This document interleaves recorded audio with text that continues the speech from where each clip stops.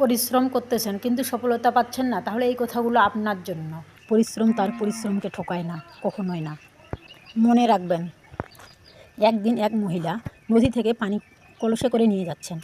দেখে এক ছোটো বাচ্চা বলল, ইস, ওই কলসের মতো যদি আমি হতাম, আমাকে কোলে নিয়ে কাপড় মুড়িয়ে নিয়ে যেত, কতই না ভালো হতো।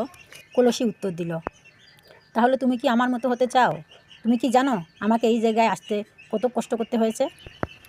আমি ছিলাম সামান্য মাটি, সেই মাটি থেকে আমাকে তুলে চিপে দিয়ে আমাকে হাঁড়ি করে তোলা হয়েছে। এরপর আমাকে রোদে পুড়তে হয়েছে, তারপর আমাকে আগুনে জ্বলতে হয়েছে। যখন আমি বিক্রির জন্য বাজারে উঠি, যে আমাকে ক্রয় করেছে তখন আমাকে সে আঙুল দিয়ে ঠক ঠক করে দেখেছে আমি মজবুত কিনা। এরপর আমাকে ক্রয় করে নিয়ে এসেছে, তারপর আমার এই সম্মান বেড়ে গেছে।